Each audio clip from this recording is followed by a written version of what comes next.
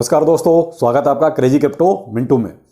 बात करेंगे, अब क्या बताऊं भाई, नेगेटिव न्यूज़ है, देनी पड़ेगी। और मैंने जैसे ही मुझे पता चला, मैंने अपने ट्विटर पर शेयर भी कर दी थी। तो जिन लोगों ने ट्विटर ज्वाइन कर रखा है उनको तो ये बहुत पहले मालूम भी पड़ गई होगी। और वो है वेव्स, WAVES। ये भी एक टोकन है जो खतरे में है। तो देखो जी, अब खतरे की चीज़ें हैं तो बतानी पड़ेंगी। क्यों? सब डूब जाए उससे तो अच्छा है कि जो मिल जाए सो अच्छा। क्योंकि बताना बहुत ज़रूरी है। अब इसके साथ भी कुछ ऐसी ही प्रॉब्लम है, और प्रॉब्लम इसकी बढ़ती ही जा रही है बजाय कम होने के। देखिए, मार्केट के जो सेंटीमेंट हैं वो तो सबके साथ है, ये को अकेला वेव्स के साथ है ऐसा नहीं है। मार्केट तो जैसा चल रहा है वैसा सबको पता है, और सारे कॉइन्स उसको झेल भी रहे हैं। वेव्स जो है कहीं ना कहीं अभी एक खतरे में है। अब डाउट इस बात का है कहीं ये लूना ना बन जाए, क्योंकि सिचुएशन कुछ कुछ वैसी ही हो गई है। कुछ कुछ क्या, ये मान लीजिए आप 90% सिचुएशन लूना जैसी हो गई है। तो अब लूना की क्यों हुई थी ये आप सब जानते हैं। क्यों? उसके साथ स्टेबल कॉइन था, स्टेबल कॉइन डूबा, लूना भी डूब गया। वही चीज इसके साथ भी है, सेम हूबहू वही चीज है। इसके साथ भी स्टेबल कॉइन है, और इसका स्टेबल कॉइन 3 महीने से डीपैक चल रहा है। 3 महीने हो गए उसको, वो 1:1 की रेशियो में पहुंचा ही नहीं है।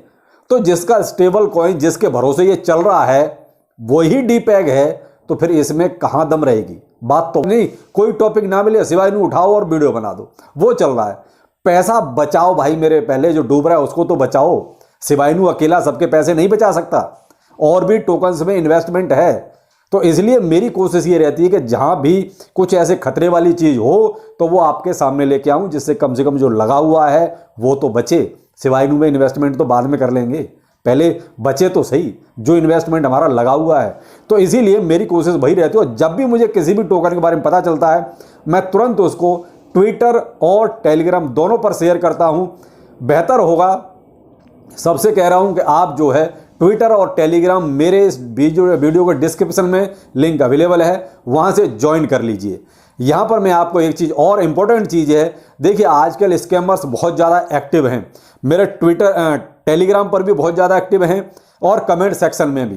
तो कहीं भी कोई भी अगर नंबर छोड़ता है, व्हाट्सएप नंबर या टेलीग्राम का लिंक कोई भी देता है, प्लीज़ आप उसको इग्नोर करें, उसको ब्लॉक कर दें। मैं कभी भी किसी को भी कोई व्हाट्सएप नंबर नहीं देता, ना ही कहीं कोई ऐसा कमेंट सेक्शन में जाके आपको इन्वेस्ट करने के लिए बोलता हूं। तो प्लीज़ आप इन चीज़ों को थोड़ा सा ध्यान दें, क्योंकि उसमें बहुत सारे मेरा वो फोटो लगा के और नंबर्स दिए जा रहे हैं। तो प्लीज़ आप उन सबको इग्नोर करें, वो सबके सब फ्रॉड हैं, स्कैमर्स हैं। तो कहीं ना कहीं आपका पैसा देखिए कहीं खतरे में पड़ जाए। तो प्लीज़ आप मेरी तरफ से ये ध्यान रखेंगे, मैं कभी भी किसी को ऐसे पर्सनली बिल्कुल भी कांटेक्ट नहीं करता, और ना ही किसी को कोई नंबर देता हूं, ना ही इस तरीके से कि प्राइवेटली किसी को कोई किसी भी अपना उसका सोशल मीडिया का लिंक देता हूं। अगर आपको ज्वाइन करना भी है तो मेरे वीडियो को जो डिस्क्रिप्शन में जो लिंक दिए हुए हैं आप वहीं से ज्वाइन करें बस। तो साहब आते हैं वेव्स पर। पहले तो वेव्स देखिए एक ब्लॉकचेन प्लेटफॉर्म था जो कहीं ना कहीं जो है मल्टी चेन फैसिलिटी प्रोवाइड करा रहा था। 2016 का प्रोजेक्ट है। प्रोजेक्ट तो अच्छा चल रहा था, ठीक ठाक चल रहा था, नो प्रॉब्लम। और ये एक यूक्रेन से बिलोंग करता है बंदा, जिसने ये एक तरह से कॉइन को जो डेवलप किया। तो यूक्रेन की हालत वैसे ही बहुत खराब है, लेकिन खैर उससे कोई लेना देना इसका नहीं है। अच्छा खासा चल रहा था, और ब्लॉकचेन बेस्ड है तो ज़्यादा प्रॉब्लम अभी तक आई भी नहीं थी। लेकिन वो कहते हैं ना कि आ बैल मुझे मार, वो इन्होंने क्या किया, डीप पैक कर लिया, पैकिंग कर ली, सॉरी। जो लूना ने किया वही इन्होंने भी कर लिया। यानी कि इन्होंने अपने एक USDN कॉइन के साथ, एक स्टेबल कॉइन के साथ इन्होंने अपने आप को पैक कर लिया। अब पैक कर लिया, पैक ज्यादा लगा लिया, अब डीपैक हो रहे हैं। अब इनका जो, पहले इस वेब के बारे में बाद में बताऊंगा, पहले हम लेते हैं USDN के बारे में। ये USDN 3 महीने से डीप पैक ही है। देखिए, पैकिंग का मतलब ये होता है $1 इज इक्वल टू 1, यानी कि आपका जो USDN है वो 1 और 1 के बराबर होना चाहिए। यानी आपकी कीमत $1 के बराबर होनी चाहिए, जो इसकी 3 महीने से नहीं पहुंची है $1 के बराबर। करंट में इसका प्राइस जो चल रहा है वो $0.84 में चल रहा है। तो मेरे भाई $84 खतरे की घंटी है। आपका ये ज्यादा देखिए, अगर डीपैक होता भी है तो 9.7 तक रहता, 9.5 तक आ जाता, 9.3 तक भी आ जाता, तो भी कहीं तक ठीक था। लेकिन ये तो 8.4 की सीरीज में चल रहा है। तो यहां से उसको अब $1 तक ले जाना बहुत ही मामला पेचीदा हो गया है। तो यूएसडीएन अगर ये इसी तरीके से डीपैग होता रहेगा तो भाई साहब वेव जो है दूसरा लूना बनने में कोई देरी नहीं करेगा। इसलिए इस टॉपिक को लाना आपके लिए बहुत जरूरी था, क्योंकि यहां पर क्या है, यूएसडीएन का ध्यान रखना बहुत जरूरी है। आप वेव का ध्यान रखो या ना रखो, लेकिन आपको यूएसडीएन ध्यान में रखना है। अगर यूएसडीएन ने अपने आप को संभाल लिया, ये $1 के बराबर हो गया तो वेल एंड गुड, वेव बचा रहेगा। अगर यूएसडीएन इसी तरीके से गिरता रहा तो वेव लूना बनने में देरी बिल्कुल नहीं करेगा, ये दूसरा लूना बन के रहेगा। 24 आवर में जो वेव गिरा है वो लगभग 12% गिरा है, 7 दिन में लगभग 13% गिरा है और 30 दिन में लगभग 35% गिरा है। यानी एक महीने का डाटा मैं आपको दे रहा हूं कि एक महीने में ये नीचे नीचे और नीचे ही रहा है, प्लस में तो कहीं गया ही नहीं है बिल्कुल भी। थोड़ा बहुत उतार चढ़ाव होता है वो भी नहीं हुआ है इसमें। तो क्यों? क्योंकि यूएसडीएन ही नहीं गया, वो तो 3 महीने से डीपैग पड़ा हुआ है। तो इसलिए ये खतरे की घंटी वेव पर आ गई है। अब टोटल सप्लाई इसकी 110 मिलियन है, सर्कुलेशन में अभी पूरी की पूरी सप्लाई है। ऑल टाइम हाई इसका $62 तक गया था, जो आज की डेट में लगभग 97% इसका प्राइस नीचे है और ये अभी करंट में $2 का चल रहा है, यानी कि $60 खत्म कहानी। तो कुल मिला के फंड तो सबका वो कहता है जमीन पे पड़ा हुआ है, सीधा से यही कहेंगे कि वो फंड तो इसमें कहीं भी कोई मतलब ही नहीं कि पॉजिटिव या वो वाली चीज। बाकी मार्केट कैप भी इसका अभी गिर गया है, 226 मिलियन पे आ गया है और अभी लगभग 24 घंटे में 12% इसका मार्केट कैप भी गिरा है। सप्लाई था उसको किस तरीके से डिस्ट्रीब्यूट किया है इन्होंने आईसीओ में, यानी कि जो अर्ली स्टेज में जो आईसीओ आया था, इन्होंने जो एक तरह से फंड जुटाने के लिए उसी में 85% जो सप्लाई थी उसको सेल कर दिया था, ठीक है।